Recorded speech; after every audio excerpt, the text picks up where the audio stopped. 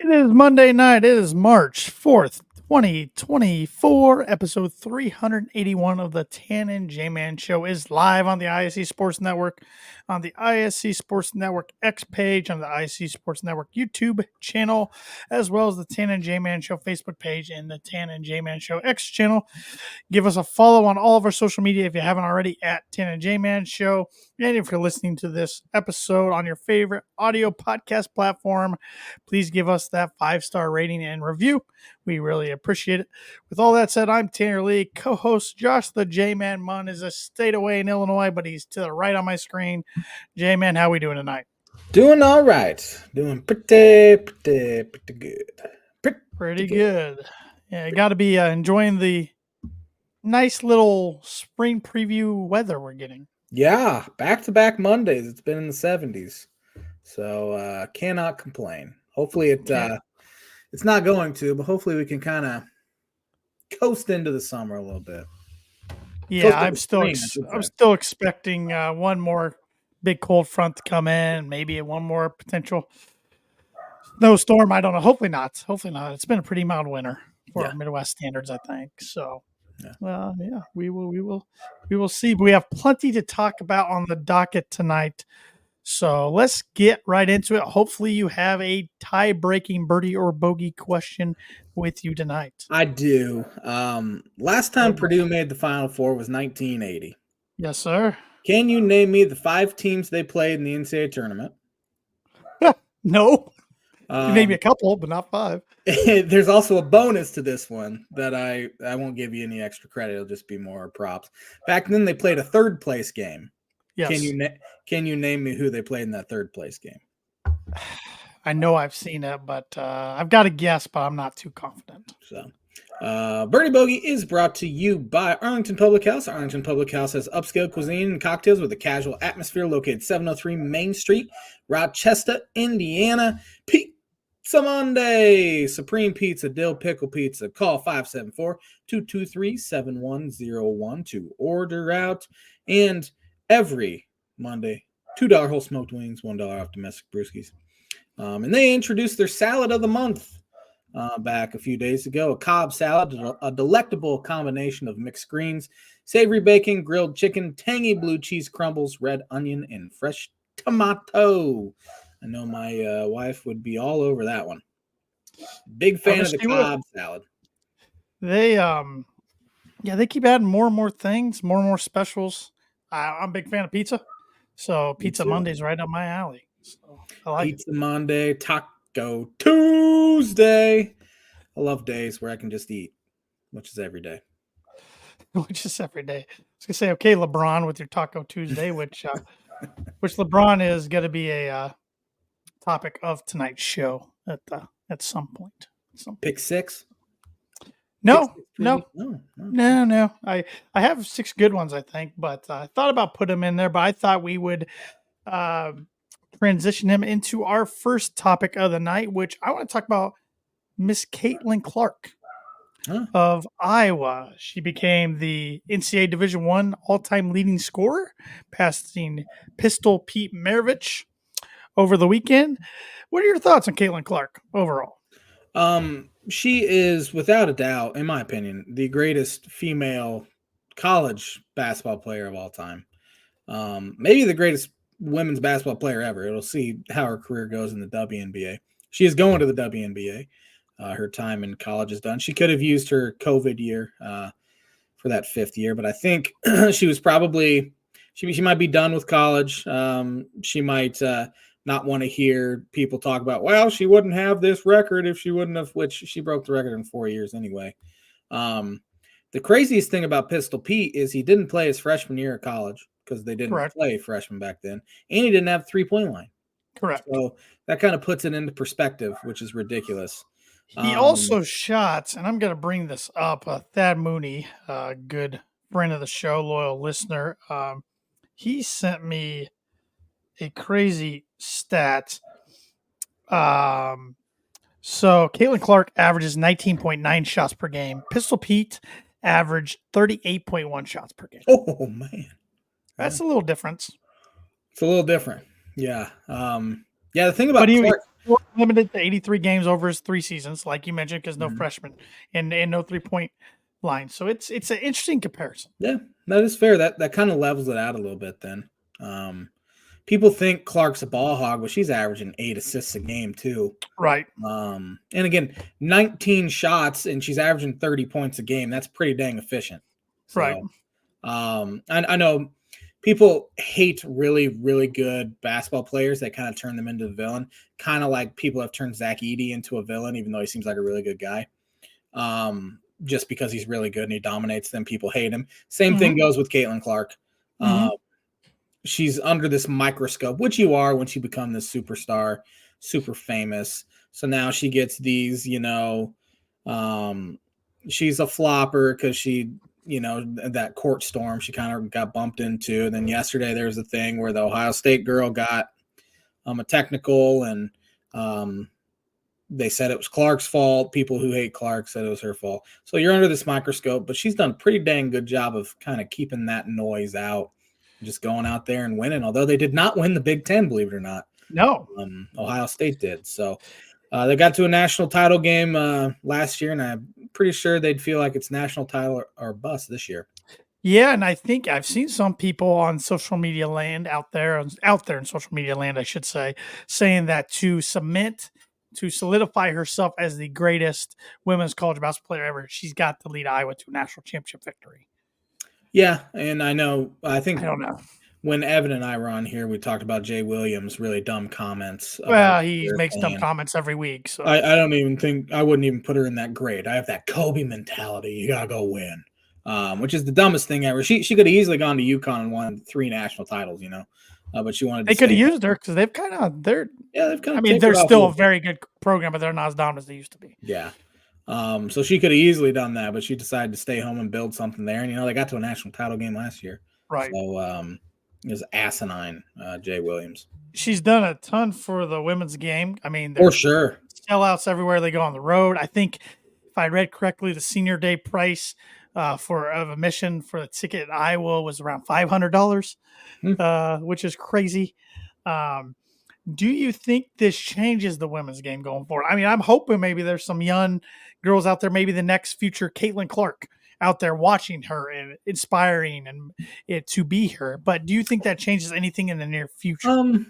Maybe in the near future. Obviously, especially little girls in Iowa want to go Yeah, out and be the next right. Caitlin Clark, or really anywhere want to be the next Caitlin Clark. So maybe that'll get their interest in women's basketball, and which is a good thing. And I know NBC made money off of them by forcing the game to be on Peacock a few weeks ago when she broke the all-time Yep.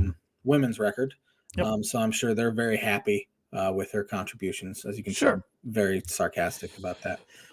But yeah, I mean, it doesn't hurt at all. No. So I don't think they'll have as many eyeballs on women's college basketball next year no, just due to her definitely not. absence, unless somebody else steps up and starts doing some crazy record-breaking performances. And I've also saw out there on social media, and this comes to no surprise of anybody, especially yourself, I don't think, is I've seen people comparing, well, women's basketball isn't like men's basketball, so how can we compare these records? It's like, that's dumb. That's the oldest Yeah. argument in the book for anything sports related that has two different Yeah. genders playing. I mean, that's just laziness. Yeah, and we witnessed greatness with Caitlin Clark, Yes. and that's exactly what it is. There's no point of comparing Right. Pistol Pete or Doug McDermott to Caitlin Clark and the other lady. Who's the other girl? Was it Kelsey Plum that did it? Yes, Kelsey Plum. Yep. It's just stupid. It's just stupid. Just recognize greatness when you see it. Yep. And it's like, it's hard to compare in any sport. It's hard to compare Dan Marino with Patrick Mahomes because how the game has changed and evolved. It's like we just need to appreciate the good players, the legends, the present good players, the future good players for what they are and their greatness while playing when they did. Yeah, it's always been this way ever since sports have been invented, I pretty know, and much. it's always going to E be because it's easy Yeah, conversation, it's easy content. yeah. Well, and like the old guard always thinking, well, back in Right, my day, each generation says the back in my day sort of deal. We're going to continue to get that, and it's just right. stupid to compare because, as you said with Mahomes and Marino, completely different game. Yep. Completely different game with Pistol Pete and Caitlin Clark. Um, Mhm. 40 plus years later. So, Yep. Yep. yeah. Yep. And here's where I want to work in LeBron James. LeBron James over the weekend surpassed the 40,000 career points mark, first player in NBA history to do so. In a losing effort, I might add, to the Denver Nuggets, which I watched the last 3 minutes of that game because Purdue, Michigan State ended. I was just looking for something to watch. I'm like, oh, this game's on. And when I turned it on, I think Nuggets were up one or it was tied, and the Nuggets went on a big old run and kind of blew them out. And Nuggets are fun to watch for an NBA team, I got to admit. Lakers are not good for as much talent as they have. I can't figure it out. But what are your thoughts on LeBron James overall? I know we talk about him from time to time on the podcast, but like on J Man's Mount Rushmore of NBA players, is he on the Mount Rushmore? Oh, I think he's in the top two. Okay. Yeah. I mean, All right. you can't really have a Mount Rushmore conversation without him being on it, in my I opinion. agree. I agree. 40 came, he's the first guy ever to do it. Of course, his longevity's been in the league for 20 Yeah, I was years. gonna say, but Um, everybody says he plays for 21 years, so he should be breaking with records like that. You still gotta you still got to go go out out and get there it and do it. done. And to play at this high of a level Yeah, at 39 years old is pretty he's unbelievable. unhuman. I think his days of winning titles are probably over unless he, I don't know, goes somewhere else again. Because I don't think it's going to happen with LA. I There's don't either. too many personalities out there. Mm-hmm. Same with Golden State too. They're battling for that play-in game at this point. Yeah, So unbelievable. um, yeah, he's in the top two. It's Jordan, LeBron, and then whoever comes after that comes after that. In my opinion. Well, and that's another. I mean, we could do a whole podcast probably on Mount Rushmore of NBA players because we get into the eras conversation again. Yeah. Wilt, Magic, Bird, even Jordan against LeBron. I would throw Kobe out there on my Mount Mhm. Rushmore. But yeah, I mean, you like him, you hate him, you love him, whatever. I mean, I'm not. I at one time was a pretty big LeBron fan. I'm not anymore, but I still appreciate greatness when I see it. And NBA is gonna be weird when he retires.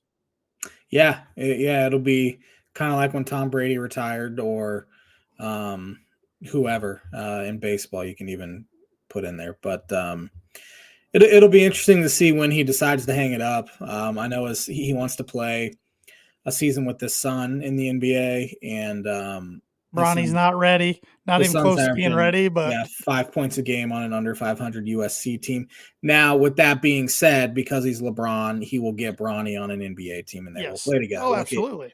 Look at Giannis and Thanasis Antetokounmpo right now. Thanasis has no business being near a Canadian League team at this point, and he's on an NBA team because of who his brother is. Yeah. So Bronny will definitely get a shot in the NBA. Maybe he decides to jump. Would be really stupid to try to jump now. But I know his dad's career is winding down a little bit. He'll be 40 next year, 40 this year at some point. Yeah, in December, I think. So I want to say he's the same birthday as Tiger Woods. Hopefully LeBron has his son's best interest in heart, which I assume he does. So, and that would be to stay in school. Yes, LeBron James is going to be 40 on December 30th. He has the same birthday as Tiger Woods and the legendary friend of the podcast, Aaron Lynch. Yeah. Aaron Lynch, future or former, I should say former Milwaukee Bucks GM in his own head. Yes, that's right. Never forget about 2012 or 13ish when he made that comment. Yeah. So, have you watched much NBA at all this season besides the game you actually went to? The game I went to, I think, was the only minutes of NBA I've watched this year. For some reason, in October when the season starts, I kind of get out and watch maybe IO a little bit, but especially with Big Ten basketball hot and heavy in January and February, I just don't even think about the NBA. So I tuned into the playoffs a little bit last year. Maybe I'll do that again. But for everybody out there that doesn't know, Tan and J Man Show Nation, Josh and I have made a pact that when, not if, when the NBA brings back the Seattle Supersonics, I'm we're with you. both becoming fans, so we can finally like we finally root for a team together. Team together. Yeah, that's the whole reason that I would do it, because we have Yep. no team in common. In fact, majority of our teams hate each other. Mm-hmm. At least one of them hates each other. Yeah. Yeah. College teams. Yeah, the other ones don't really care about each No, other. Don't they play don't each other play enough. very often, I should say. Right. But Right. Mine are usually two. Especially NFL. Mine's in a spot right now where they never play yours because yours is making playoffs. Mine's usually in the bottom of the division, so or at least third place in the division. and So. the last time they did was a butt This whooping year, of epic proportions. I almost forgot about that game because I just put it out of my mind, out of my Yeah, misery. But I don't it blame will you. go down as a chapter in the Russell Wilson era in Denver, which officially today, well, okay, officially next Wednesday comes to an end. But they notified Russell Wilson and made an announcement around the league that come next Wednesday, March 13th, which is the start of the 2024 NFL season. Russell Wilson is going to be released. So they're going to have to eat that 80. It's 84, 87, It's 85. Okay, in the middle of it. it's an $85 million dead cap Yep, hit. yep, yep. Over Um, 2 years. It's wild to think Russell Wilson never played a down of his actual 5-year contract extension with the Denver Broncos. The 2 years he played were the 2 years they picked up from Seattle. yeah, Pretty dang wild to think about. yeah, worst trade in NFL history as of now. Yeah, I think it's Yeah, got to be yeah, 11-19 record. yeah. It was pretty bad. I mean, it had better moments this year than it did Yeah. last year, but obviously just wasn't enough for Sean Payton and ultimately George Payton and the Walton Pinner Walton group to stick it out. So I think if Yeah. he would have restructured his contract, they would have kept him on the hook for one more year, but they didn't want to keep him on the hook for the 2025 money. That was the big thing. I like Russell Wilson, the person. I was hoping it was going to work out. I was really optimistic it was going to work out at the time. I thought Denver, for years, I kept saying they're quarterback away, quarterback away, quarterback away. They went and got what was thought as, at the time, one of the best quarterbacks in the league, and it just didn't work out. I think he lands on his feet, but it's going to be very intriguing to see where he lands because I think there's only 3, maybe 4 potential teams he could land and be a starter. And some other quarterbacks out there in free agency and, of course, the NFL draft are going to have a say in that. Yeah. And those 4 teams in my head are the Atlanta Falcons, which he's an upgrade over Desmond Ridder. Oh, for sure. But, they could be on Justin Fields if and when the Bears decide to move him because I think the entire market will be held up until the Chicago Bears trade Justin Fields. I think that's a fair statement. Yeah. Pittsburgh Steelers. I know they came out in support of Kenny Pickett, but he's terrible. He's not that good. Minnesota's an interesting one because I think they want to keep Kirk Cousins, but Kirk Cousins wants 90-ish million on 2 years. And if there's other teams out there that really want to throw more money his way, he might land somewhere else. Mm-hmm. And Tennessee Titans, I will throw them in the mix, even though they have Will Levis. It doesn't hurt to bring a veteran in for competition. Yeah. New head coach out there too. Who knows? And I think new general manager. So who knows what they think of Will Levis? Maybe they want to try somebody different and get somebody better fit for their scheme in Tennessee. But besides that, I don't see anywhere else he can land to be a starter. I mean, maybe New England, but I think New England is going to end up drafting a quarterback at 3. Me too. Whether that be Jaden Daniels or Drake May, Same with Washington, or a mock draft I saw today, JJ McCarthy going 3. So yeah. After the combine, it seems like McCarthy's got some helium to get in that top 10-ish. So, I think we could have 5 quarterbacks easily in the top 10.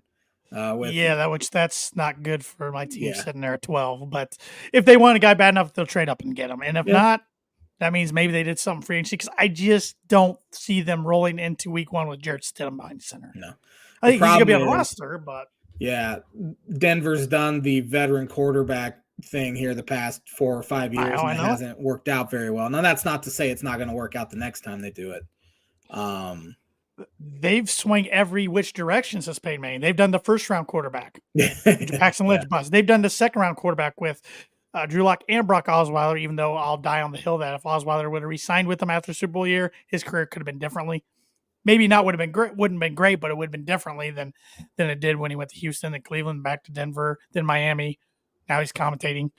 But yeah, I'm tired of it, but it's I'm prepared for another pretty bummer to mediocre season coming up, because if they don't get a quarterback, then it's going to be the same thing in a yet tougher AFC West division. Now Yeah. that you add Harbaugh to the mix, and Yeah, who knows what the Raiders are going to do, and the Chiefs are the Chiefs. When does the new league year start? Is it 2 weeks? Next Wednesday, 13th. Next Wednesday. Okay. That's when it becomes official.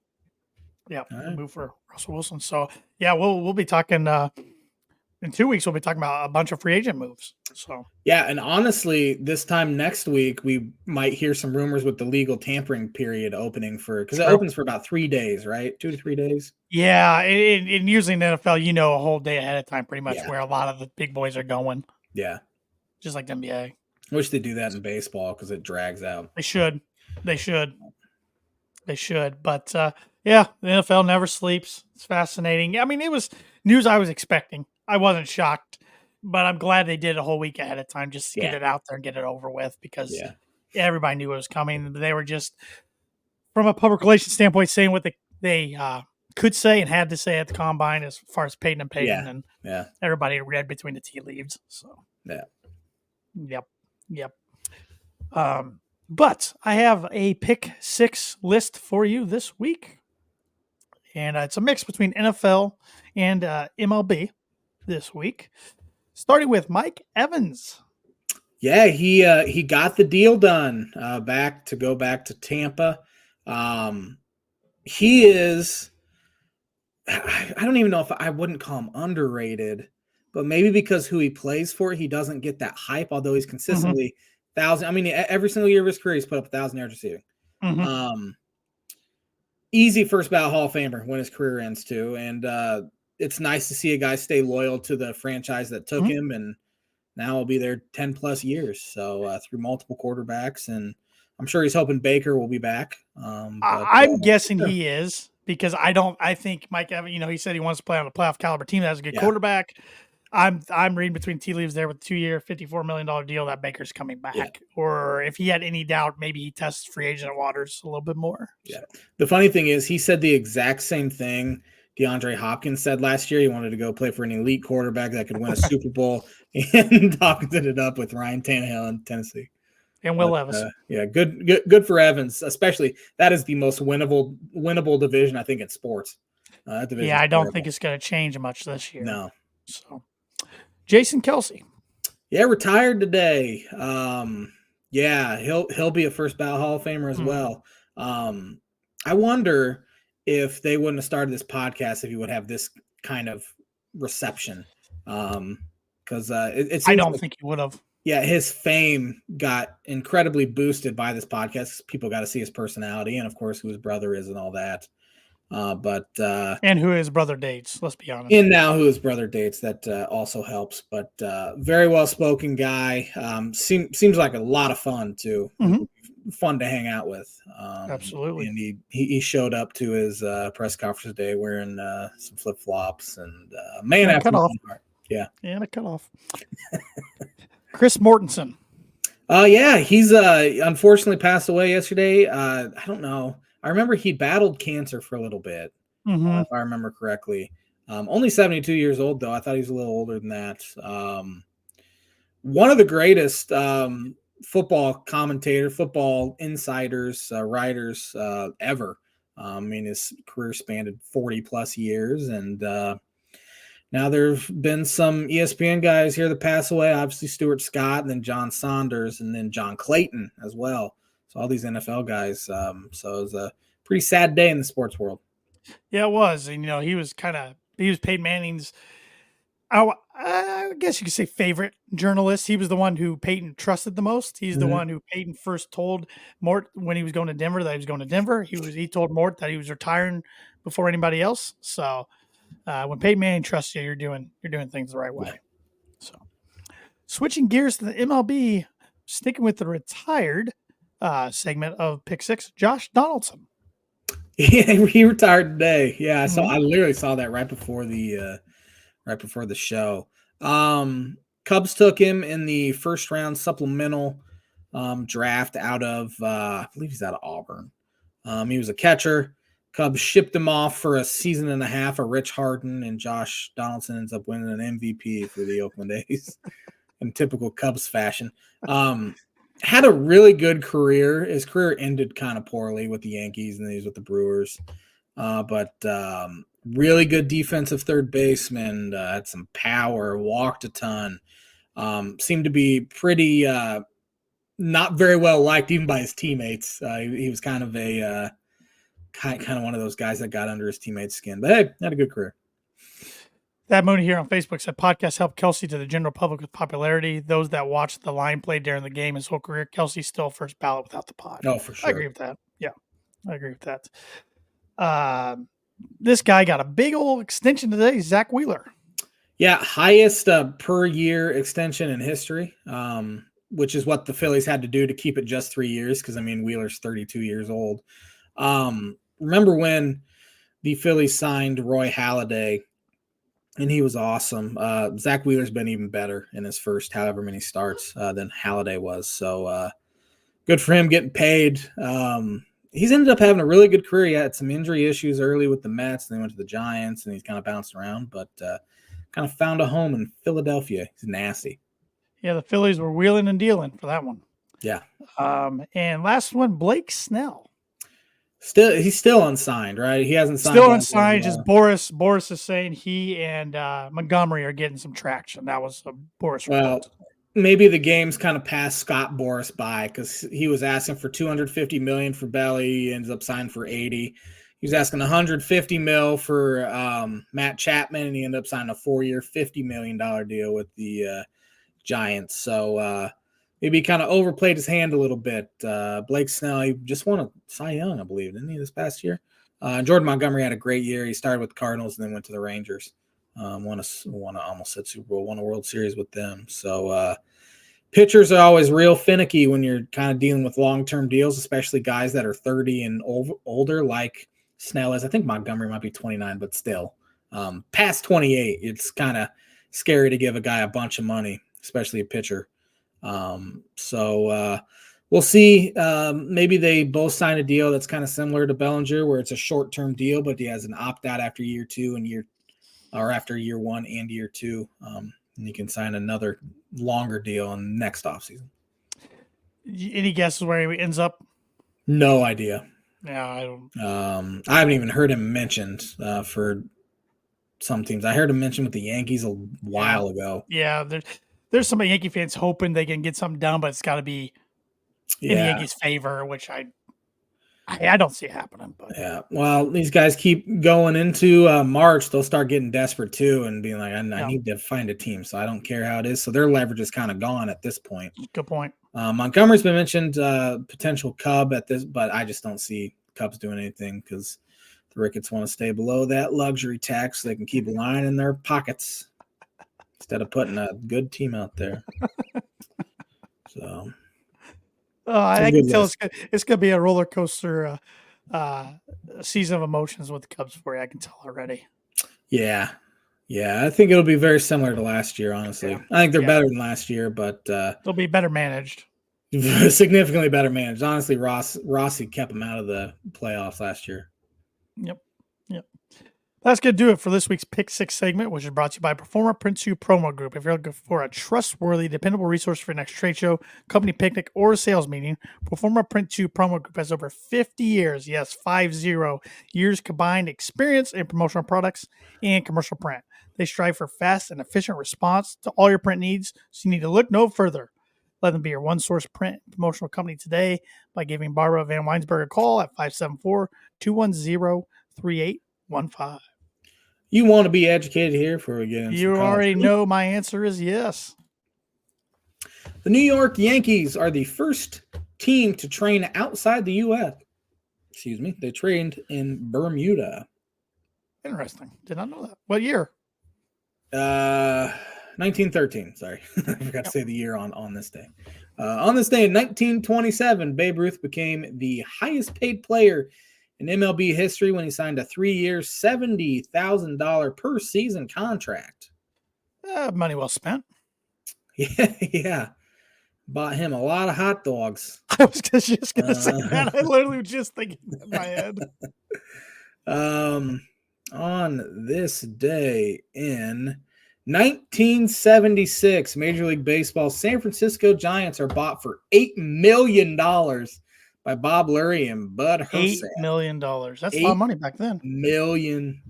You got to add at least $1 billion to that at this point. Yeah. On this day, not a whole lot of good ones, unfortunately. The first ESPY Awards were on this day in 1993. I used to tune into those every year. I can't say I do anymore. I cannot say. It literally stops at 1995. So. Wow. Yeah. That is maybe the worst on this day list we've ever had. It's terrible. Replacement New York Yankees beat the New York Mets 2-1. Replacement. Yeah, coming off the strike year. All righty. I don't feel like I got all that smarter today. No. But let's see. Yeah. Is what it is. Hopefully next week's list is a little longer. So, but that is the On This Day segment, which is brought to you by Mooney Woodcrafts. Mooney Woodcrafts is a veteran-owned and operated woodcraft shop based out of Texas with Indiana grassroots. They provide 100% hand-cut custom designs that fit your needs, and their pieces are a great addition to any home, office, or man cave. You can see some of their recently completed projects on Instagram and on Facebook.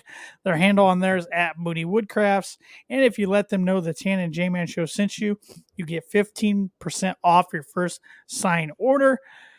Can't talk Thad's sign abilities up enough. Whether you're into sports, whether you want a sign made for your family, whether you're in the military or have a family member or a friend in the military or who has served in the military, he can make all those signs and more.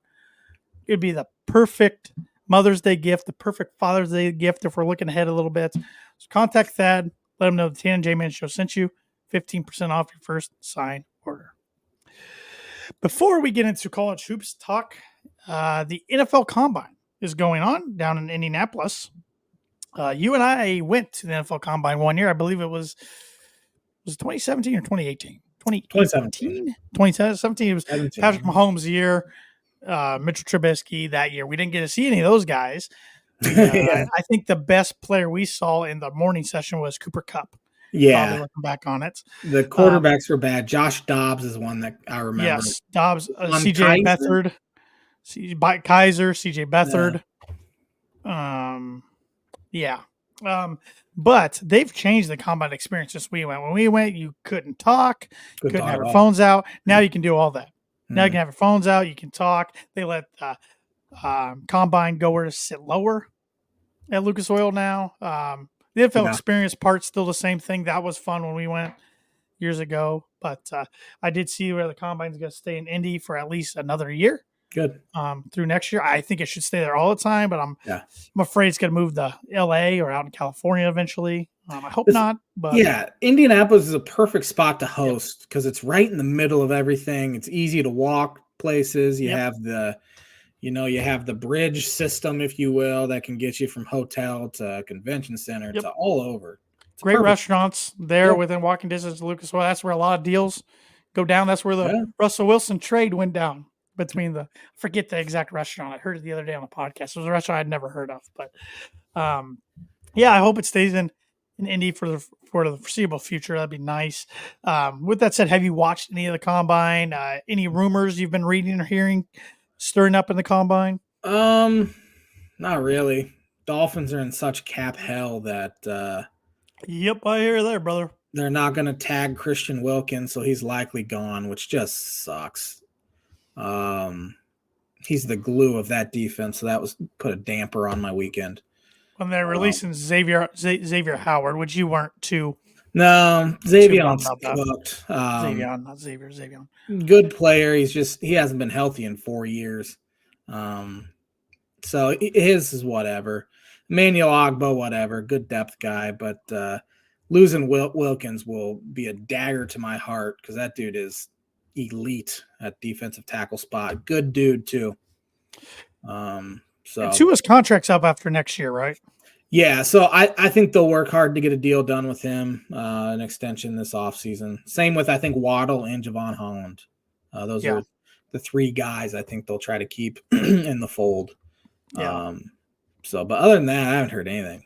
I haven't heard a whole lot either. I mean, everybody's trying to see what the Broncos are going to do at 12 as far as quarterback.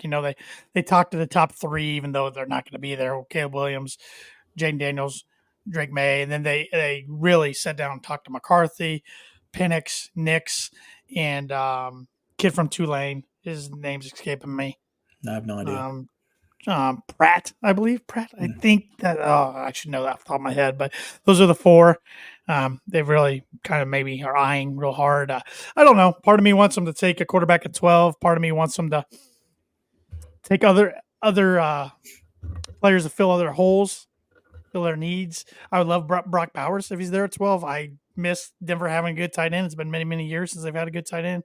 I think a good tight end can be such a versatile weapon in the NFL. So we'll see. I'll have more thoughts when we get closer to draft, and I need to start working on my mock draft. Come out with a few versions of those like I do every year. So I'll be working on that in the near future. But I've watched a little of the combine here and there. I know Purdue had one guy go to the combine this year, was Tyron Tracy Jr., and he really helped himself at the combine. He ran a pretty good 40. I think his 40 was a 4.5. But let me look up here. I saw they tweeted some of his stats today. He ran a 6.81 second 3-cone drill, which was number one among running backs. 4.06 seconds in the 20-yard shuffle was second among running backs. He had a 40-inch vertical jump, which was second among running backs. So definitely didn't hurt himself. Yeah. Is what I'm trying to say, which it'd be nice for Purdue to get a running back drafted because it does not happen very often. When's the last one? The Allstott? Probably because Mostert was undrafted. Yeah. Yeah, I think it was probably Mike Allstott. Corey Sheets was undrafted. Yeah. Yeah. So and I know Illinois got some potential, even though you're not an Illinois football fan. I know they got a potential first-round pick. So yeah. What was I gonna say? So much will change from now until April. Yes. That I've started to not like mock drafts. You have guys in there that are projected first rounders, and they'll be taken in like the 6th round. Yeah. In a month and a half. So it's crazy how all that changes. And the thing that's weird is, the combine happens, and then like I think I read Illinois having their pro day on Friday. So it seems like there's not much time for guys to improve on anything that they needed to improve on from the combine to the pro day. But hey, what do I know? My wife put out a challenge tonight. She thinks that we need to face each other in a combine drill, or combine drills. No, thank you. I told her we can't do it this year because we're, of course, 2 states away from, or a state away from each other. Yeah. I said maybe in a year if you give us both time to train. Yeah, give us both time to train. Because honestly, I just had a baby and I don't want to drop dead at this point. But I am throwing out the challenge to you for next year. Trying to stay alive at this point. We could come out with a list, but 40-yard dash got to be on there. Vertical jumps got to be on there. I haven't ran since 2012. Hey, you got a year, man. I'm giving you a year prep. $20 on Tanner. Come on, Thad. I think I could outbench you.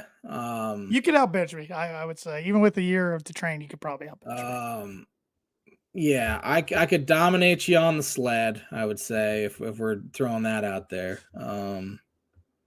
Vertical and broad jump, we're both going to be awful at it, so. I'm going to Kevin Ware my leg on the vertical. Well, I'm going to Ken Griffey myself on 40-yard dash. Yeah. Pull out a hammy. Yeah. Well, I told her that the only other challenge we've ever made is, and COVID ruined it. I don't know if you remember this. Back in 2020, I issued you a one-on-one basketball challenge to first one to 20 by 2s and 3s. And I had it set up. My mom was still a teacher at the time. We were going to use her elementary school's gym, and we were ready to go. And unfortunately, the pandemic hit, and we never got around to it again. So. You're very lucky the pandemic hit, too, because yeah. That would have been a whooping. Well, maybe we'll have to do that. I think that one might be a little easier to pull off than the That one combine would be a material. little more fun. All right, so maybe I don't know. That still sounds exhausting, but It does, but at least there's a game we're playing where, that's true. yeah, it That's true. just But if seems we're like told boot camp for first us. one to 20 might take a long time. Yeah, we'll have to take like six breaks in between. Be an Uh, hour and a half in. It'll be 6 to uh, 6. but I told her I'd throw out the challenge, so I threw out the Yeah. challenge. We'll do something fun for potential viral content one of these days when we get together someday. So something that we won't maybe hurt ourselves too bad in the making of. So with all that said, let's stick with basketball talk since we were just talking one-on-one talk. College hoops. We are in March. We are in the last season of the regular season for the Big Ten, for the Power Six conferences. Some of the mid majors have their conference tournaments this week, so it is real. March Madness is really upon us. Big Ten standings. The Boilers beat Michigan State Saturday night, so no matter what, they clinched a tie for their Big Ten record, 26th Big Ten championship. All they got to do this week is win one of two against Illinois or Wisconsin. They become outright champs, but you never know. That's easier said than done. So still a lot to be played for. Still a lot of to be played for teams in the middle of the pack in the Big Ten standings. I was trying to make a push to get in that tournament. Michigan State's trying to fall out of the tournament. Yeah. A team like Minnesota, maybe they probably have to have a little run in the conference tournament. Maybe they can make a run. We have teams like Ohio State's really on fire since they fired Holtman. You got Indiana who won 2 back-to-back now after a 4-game skid, which I don't know if you heard, but they're peaking, according to Andy Katz. They are peaking. And Andy Katz knows who writes his checks. So. He's an idiot. Yeah, how are you feeling about your Illini heading into the last week and then into the conference tournament, into the NCAA tournament, and what's your scope of the Big Ten overall and outside the Big Ten nationally? If you would have told me coming into the year that Illinois would be 22-7, 13-5 in the conference heading into the final week, I would be through. I over the moon. Over the moon. Is that the phrase? Mm-hmm. Over the moon. Sounds good enough to me, anyways. Yeah. And I'm still over the moon. This team is playing some really good basketball offensively, and I think their defense has been better than what they're now. They got whooped by Minnesota defensively the other night, although they whooped them and they won. But I thought their defense, even though they got up 81 to Wisconsin, was a lot better there. But since Shannon's been back, 88 points a game. They can score with the best of them. It's all about getting stops. And they've been able to get stops when they've needed to late in games against Minnesota, Wisconsin, Iowa, those kind of games. So feel pretty good about where they're at. Big week, though, 2 quad 1 opportunities, as you said, tomorrow night. Game of the year in the Big Ten, and it's on the Peacock. And then they travel to Iowa City, who Iowa's making a push. They win in Northwestern, which isn't easy to do. They were without Ty Berry, but they were also without Langborn, and Nicholson got hurt midway through, and I don't think he played the rest of the game. So they were helped by that, but it was huge for them to win that one because now they have opportunities this week to get back in there. I saw Lenardi had him in his first 4 out, so they're definitely, after not even being on the radar for all season, they are now in position to be in position, as your boy Rothstein says. Oh, yeah, my boy. All right.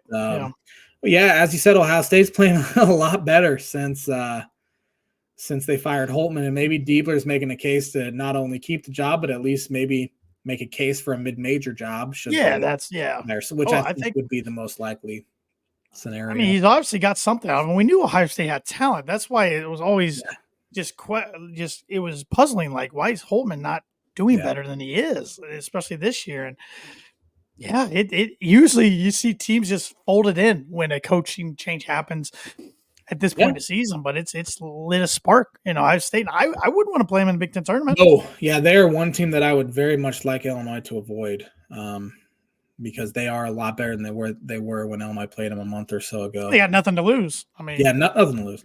Illinois became the first school ever to win 4 straight at the Kohl Center, so that was pretty cool. Since Underwood got to Illinois, he is 15-0 against Juwan Howard. Believe it or not, no, that can't be right. Well, according to he's 15-0 against Juwan Howard and Greg Gard since the start of the 2019 season, where Wisconsin had won 15 straight against Illinois coming into the 19 season, and wow. I think Michigan had won 13 of 15. Nebraska had won like 5 of 9, and they have not lost to any of those teams. Minnesota had won like 3 of 4 against them coming in. None of those teams have beaten Illinois since. So Underwood's really turned it around, and this is by far his best coaching job. They have the most wins in the Big Ten since 2019 season. He hasn't won Coach of the Year because they've been projected to be really good, which I think is kind of wrong. Because I know Matt Painter, even though they were projected to be really good, they've lost 3 games, and he should absolutely be in consideration for Coach of the Year. Well, last year he didn't get it, and Chris Collins got it. Exactly. And it'll be Fred Hoiberg this year. Yeah, it will. Sure. No doubt. But what Underwood did he had the best offseason, arguably, of any coach in the conference, getting Marcus Domass 16 points a game, Quincy Guerrier 8 double-doubles, Justin Harmon, glue guy off the bench, keeping Hawkins and Shannon. And then Shannon's suspension, keeping the team together. Then Shannon comes back and getting them all to gel together again. So he's done a really good job, and people need to get off his back. He needs the tournament success, much like Painter does. But people need to get off these really good basketball coaches' back. I think Painter and Underwood are top 2 coaches in the conference. It's hard to disagree with you there, but it's we live in a world for what do you do in March? What do you do in March? What do you do? Which I get, but there's so much more to the season. Big Ten championships still matter. Big Ten regular season still matters. I mean, because you got to put your team in good position to be seeded well in March. Matt won his 5th Big Ten championship the other day, so he's only one back from Gene Cady now for a Purdue record. He won in 2010, 2010, 2017, 2019. Last year and this year. Could have won in 2018 if they could have grabbed a dang rebound, but instead they lost to Ohio State, even though they only lost 3 conference games that year. And then 2 years ago, they had lose on 4 different buzzer beaters on the road. It didn't win the Big Ten. So he could have, even 2 more. And in the Baby Boilers year, they were darn close, and Wisconsin hit a half quarter to pretty much wrap up the conference that year against somebody. So he's done a good job. Purdue's in a good position. Tomorrow night's game's got to be tough. It's got to be probably the toughest conference challenge they've had. I was going to say toughest challenge. Well, they had a gauntlet of non-conference. But toughest conference game, like you mentioned, is on Peacock, which I know there's a lot of people still mad about that, but here's what I'm going to say, what I always say. You better get used to it. You better saddle up and pay the $4.99, $5.99, because streaming isn't going anywhere. No. It's only going to get more relevant with the world of sports. Look at this new deal that Fox, ESPN, and Warner Brothers Discovery just inked for the start in the fall. I mean, I don't know what it looks like exactly, but that's 3 huge players in the sports landscape, and they're going to come out with their own streaming app. So not going anywhere. It's only going to get worse. Yeah. It just, the thing that makes me mad is it leaves the old people that have no clue how to work that kind of stuff in the dust. Like my grandmother, who's 85 years old and can barely work a cell phone. No offense, Grandma. Oh, it does. It does. No, I hear you. But it is the way it goes. And I hate it too. I mean, I have Peacock, but your internet lags a little bit on a Tuesday night and the game's buffering. That doesn't happen on cable. It only happens via streaming. So you could have a bad internet night and you're screwed out of watching a game, which is the thing that annoys me. I was going to say Storm can knock it out, but Storm can knock out cable too. So Storm can knock out cable. But it is what it is at this point. I mean, we're seeing the NFL starting to have a playoff game. Yeah, streaming exclusive only. So that's the direction we're heading in big time. For sure. Big time. But so if you want to watch that Purdue Illinois game, if you're a fan of either team or just a fan of good basketball and you haven't subscribed to Peacock yet, or you can just do the 7-day free trial. Then just as long as you remember to cancel it after the week's over, you can do that too. Yep. So, but you want to pick some games? Let's do it. All right. Let me pull the games up here. Well, that's the lone game tomorrow night in Big Ten. I thought there was another one. Purdue, number 2, Purdue, or number 3, Purdue, excuse me. They fell from 2 to 3 at number 12, Illinois, 7 o'clock on the Peacock. Yeah, I saw the opening line was Illinois -1. I'm sure that'll change. Marcus Domask was awesome the other night, and he was awesome against Purdue the first time. They did not have Shannon the first time, and Domask and Shannon are the first pair of Power 6 teammates with 3 30-point games each in a season since R.J. Barrett and Zion Williamson of Duke, and they're the first pair of Big Ten teams to do it this century. And the first Illini ever to do it. This will be the J-Man's Book It prediction of the week. Knew that was coming. The Illini get it done. Book it. I'm not as confident as I am letting on because honestly, Purdue has had Illinois' number. I think Underwood's beaten Painter twice, 2 or 3 times. Yeah, I think he's like 2-10 or 3-10, something like that. But senior night, I don't know. I think Purdue wins, but I'm already backtracking. Give me the Illini by 1. J-Man's Book of the Week brought to you by Indiana Farm Bureau Insurance Agent Travis Watching for life, home, auto, business, renters, workers' comp, and farm insurance. Contact Travis at 219-869-4561. His email is travis.watching@infb.com.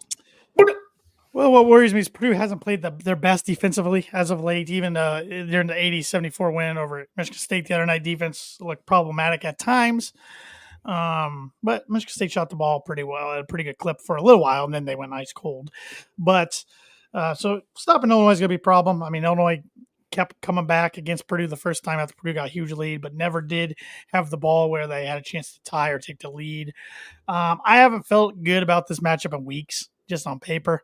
Don't feel good about it going in tomorrow night. So I think I'm not going to say Illini get it done easily. I still think it's a single-digit game, but I think Illinois does beat Purdue tomorrow night. Your lack of confidence makes me even more scared. But Edey's going to get his. He didn't do a whole lot the first time because he was in foul trouble. Guys like Trey Kaufman-Wren killed him. So just have to contain Braden Smith for one because he was awesome in the first half. He raises his level of play against good opponents. Yeah. Having Shannon back helps tremendously, especially defensively. So we'll see. Yeah, I think either Illinois wins a close one or Purdue wins by double digits. Illinois is no, I don't see Purdue winning by double digits. It'll be rocking for sure. It'll probably come down to Purdue's turnovers. On the road, when they turn over the ball, they get beat. When they don't, the problem is Illinois does not force turnovers. Something's got to give there. Or it can just be, Illinois doesn't force turnovers and Purdue doesn't turn them over. I guess, but yeah. As long as Illinois doesn't turn the ball over, because they have not been turning the ball over. And their offense has been ridiculous. So they're due for a bad shooting night, which just makes me nervous. I'd rather get it out of the way now than in 2 weeks, Yeah. No, that's very, very well said. Very well said. A Wednesday night, Northwestern at Michigan State. Big one for Spartans. Man, huge one. Northwestern needs Langborn back for sure. Michigan State, they go to Indiana on Saturday or Sunday. I think it's Sunday. It's conceivable they could lose those two and make it a 5-game losing streak. And then if they lose the first round of the Big Ten tourney, I don't think you can put them in the tourney. They will, though. They absolutely will. They'll put them in the playing game. They'll barely be over 500 at that point. No. But Izzo will always get his team in there. I don't think the Michigan State team is very good. We've talked about it a bunch that we thought it was crazy they're ranked 4th. Even though we both had them finishing second in the Big Ten. Did we? Yeah, I went back and checked. But well, I had Maryland finishing 3rd, so what do I know? I think I had Ohio State 4th. So yeah. But I think Michigan State wins at home. Yeah, give me Michigan State at home. Indiana at Minnesota. Indiana's peaking. Minnesota was down 20-something in the first half against Penn State, then outscored them by 28 the rest of the game. Minnesota's so much better than what they were the past couple years. I saw that on Wednesday night. They're literally the first team across 300,000 games in the NBA, WNBA, men's and women's college basketball to score 95-plus points, turn it over 5 times or less, shoot 70% from 3. Only team to do it. And that's not even just in a loss. Only team to do it, and they somehow still lost. So they're a lot better. Give me Minnesota. I am taking the Golden Gophers as well. Thursday night, Rutgers at Wisconsin. Give me Wisconsin. Rutgers bad. Wisconsin's bad too, though. Taking the Badgers as well. Saturday, only one game, 9 o'clocker, Minnesota at Northwestern. Northwestern at home. Then Sunday, got a whole slate of games. Nebraska at Michigan. Oh, man. Nebraska needs that one. I think they're if they lose safe. That one, they'll start sweating a little bit. Give me Nebraska, though. Michigan is dead. They are done. Juwan Howard, missed the first couple games. He is 3-15 since he's been back on the sideline. He can't be back next year, right? Can't be. We got Wisconsin at Purdue, which especially if Illinois beats Purdue tomorrow night, that's a huge game because if Purdue loses, then the Illini have a chance to tie and get the 1 seed in the Big Ten tournament. But if Purdue would beat Wisconsin, then Purdue's the outright Big Ten champs. Give me Purdue. If Illinois does win out this week, that Penn State collapse, the final minute's going to look real bad. Sure. I'm taking Purdue at home as well. It'd be the third time in Mackey Arena history that they go undefeated for a season. The other two were the 2018-19 season and 10-11 season. Yeah. Ohio State at Rutgers. It's tough to win in Jersey, Mike. Give me Rutgers. I'll take Ohio State. Going with a hot team. So, Michigan State at Indiana. That's CBS game. Imagine that. Indiana gets another CBS game. Give me Michigan State. I think they have a good week. I'm taking Indiana. Close one. I don't know why. Something about senior day. Yeah. That's simply. Well, Michigan State's front court is so bad. And IU's front court's really good. Now, Michigan State's guard play is much better than Indiana, so it kind of evens out. But yep. And Izzo will coach. He could, if you want to, coach circles around Woodson. But I don't know. Tommy's not having fun. I could see maybe not this year. I think Tommy's up in East Lansing's getting close. Yeah, close. Illinois at Iowa. First one to 90 wins this one. Give me Illinois. Sorry, J-Man, especially if Illinois beats Purdue, I'm taking Iowa. I think then Illinois kind of has a letdown. Iowa might really need it. So I think Iowa will really need it. And then Maryland at Penn State. That wraps up. That's the final regular season game. I'm hoping Maryland gets a win because they're 74th in the net right now. And if they drop below 75, that loss Illinois had to them turns into a quad threer. So go Maryland. I'm taking Penn State because they're at home. Why not? I don't know. I don't think Ep381 is very good. So, yep. Top 25 games. We don't have a lot of time, so maybe I shouldn't even be doing this. Let's just fast forward to the weekend ones. See if there's any. There's got to be some ranked matchups, right? There were a ton this past weekend. Kansas at Houston, number 7 against number 1. Well, give me Houston. Kansas is free falling. I'm taking Houston as well. Kentucky at Tennessee. Give me Tennessee. Take Tennessee as well. North Carolina at Duke. Duke. I am taking Duke as well. I won't do any more since we're running out of time. Birdie or bogey? Last time Purdue went to the Final Four was 1980. Can you name the 5 opponents they played in the NCAA tournament? And then a bonus afterwards of who they played in this game. I can't. So give me a bogey. I'll try to name a couple, but I cannot name you 5. I don't even know if this is the right year. Was Indiana one of them? They were the Sweet 16. They beat them in the Sweet 16. Was Iowa one of them? Iowa was the third place game, so I'll give it to you. Third place game. Okay. Yeah, I'll give it to you. Gosh, other than that,